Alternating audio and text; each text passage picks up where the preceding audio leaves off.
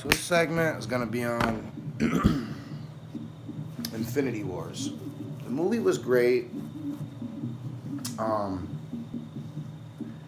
you know, there was just a lot of things you could nitpick from it. A lot of, and you can do that with any movie. You can always find something in any movie. But we're not talking about just a regular, everyday, average movie. We're talking about something that literally was 11 years in the making, something like that. You know, it's literally, like 20 something movies that, pair and link in with each other to, pretty much all come together to make this one big movie. I mean, so when you're taking that much time and dedication, there shouldn't be too much for you to nitpick from. Some of those things that I can nitpick from is, I don't like how Black Widow didn't really get a proper goodbye. Like, her sacrifice is a pretty big deal. Like, Tony's sacrifice is huge too, but we don't get his sacrifice unless she does hers. Yeah, she just gets a little moment between Scarlet Witch and Hawkeye over by the lake towards the end. Lame. Kind of disrespectful. Another big thing I didn't like was Ant-Man. Ant-Man's powers pretty much are ultimately the key to them doing what it is that they got to do. Pretty much Ant-Man's powers are what was needed to, do what it is that they needed to do to get, back in time, get these stones. Point blank, look at it at face values. If you're just looking at it at the face of everything, it was Ant-Man's power that allowed them to do what they needed to do. Yet, it was Ant-Man using his powers the least.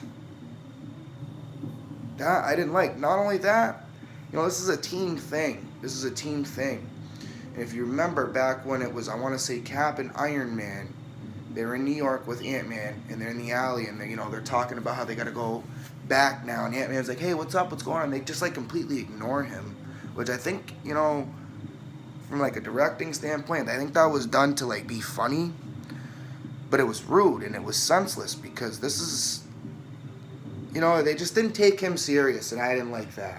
I also didn't like how Professor Hulk, that's a big change. That's a huge thing. That's huge, especially, as we're going into phase 4. Everything's going to be taking place, a lot of it's going to be taking place not here on Earth. So a lot of our heroes are going into space, and with Hulk being Professor Hulk, that's a huge deal. And we just get a little 20-minute little cool little run through, like it ain't a big deal. Oh yeah, man, I just put my brains and bronze together in this way. I don't like that. No end scene either. That was ridiculous. I also didn't like how, I get Captain Marvel needs to be in other places, but they need to stop making crappy trailers, because, hey, it didn't work the last time because you didn't have me. That gets everybody hyped. Yet we watched this movie, and she's not in it the entire time. Which, okay, cool.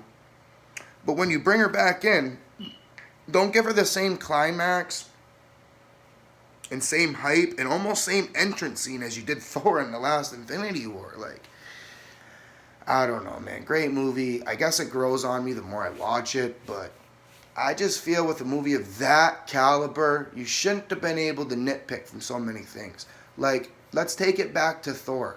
At the end of that movie, of the first Infinity Wars, Thor comes through and pretty much takes Thanos out by himself. Thanos literally uses the gauntlet and all power of all 6 Infinity Stones. At least that's what I think, or as an average fan who's watching it is going to think, because that's what it looks like. He lifts his gauntlet up and, boom.